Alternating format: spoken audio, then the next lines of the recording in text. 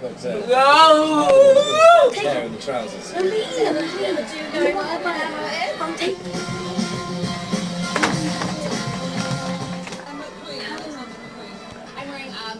Oh look, we had to run home to watch it on telly. Actually, if you watch it on telly, you get to see more. Because I couldn't see over the crowd and half of them had gone in, so here we are. BAFTA award. Ladies and gentlemen, please take your seats.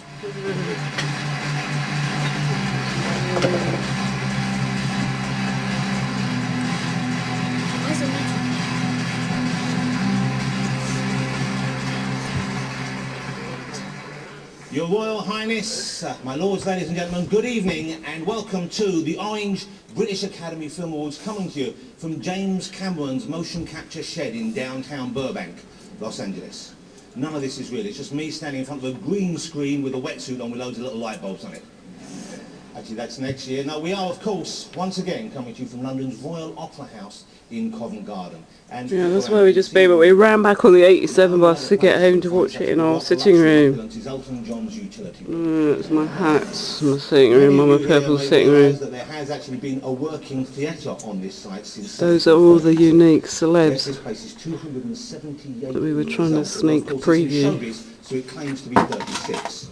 We are the peasants in our sitting rooms. And we've got a great new set, look at that, isn't that something? This is what I imagine Quentin Tarantino's bathroom must look like.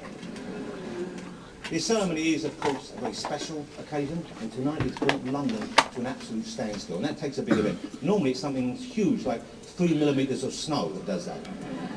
And what a crowd we have here this evening. Have a look around you, ladies and gentlemen. I'm going to single a few of you out, but don't worry, don't panic, just the famous ones.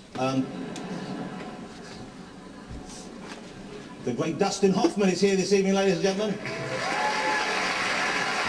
of my favourite screen actors.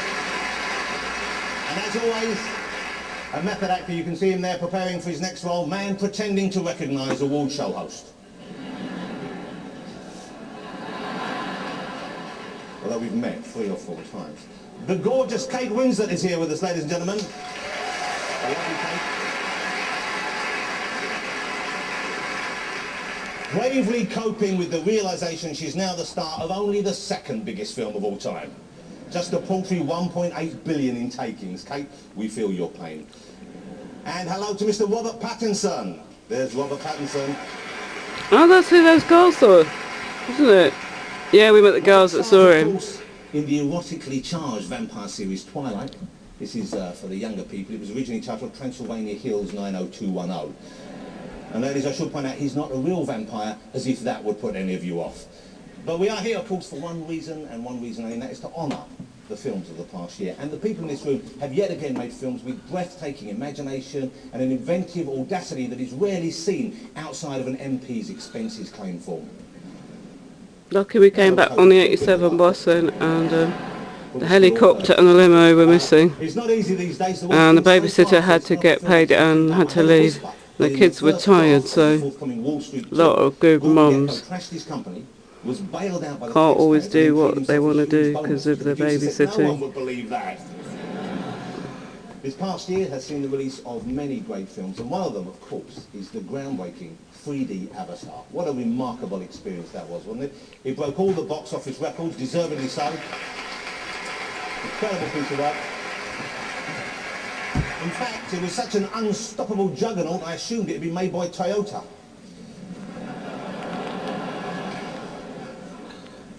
Just one groan, that's okay. I'd love watching it. I went to see the 3D version, the huge 3D version. It was incredible. What a remarkable experience. And I turned to the bloke sitting next to me and asked what he thought, and he said, "You can't speak to me, I'm in the film." 3D. Wasn't really there. But for fans of Avatar, I have some exciting news. James Cameron is hoping to go one better. He is starting work on a 4D film. I cannot wait to taste that on the giant IMAX nickable screen. Om nom nom.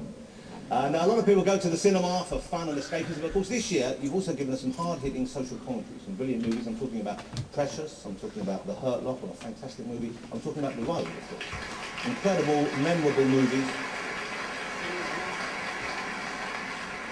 The only film I saw I think that actually upset me though was Alvin and the Chipmunks 2, The Squeakquel. An animal film based solely on a pun. What next? Free Willy Free, the Krillology? Well, you're groaning, but you know somewhere that's being greenlit as we speak.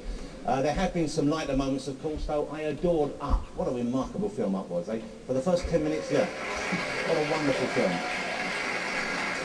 For the first 10 minutes, I cried tears of heartbreak. For the next hour and a half, I cried tears of laughter. By the end, I was so dehydrated, I was taken out of the cinema in a dustpan. I also like The Hangover, although it made me wonder if anyone really ever has woken up with a tiger in their hotel suite. Apart from half the cocktail waitresses in America. There it is. He's gonna. Jonathan Ross gonna introduce all the films and these guys, and well, I bet you've seen half of it. Well, we better get on with the main business of the evening, and let's start by reminding ourselves of some of the great cinematic moments of the past 12 months. To a night we'll never forget. Yeah. Come on!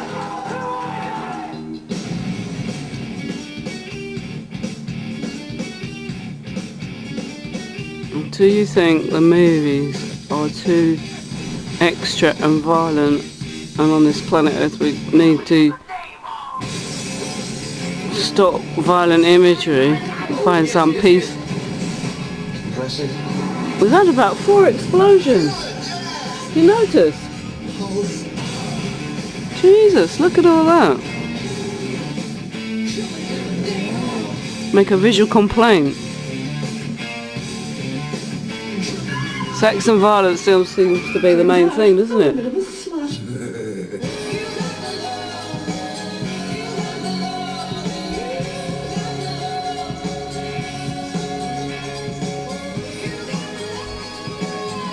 They've been flirting like this for hours.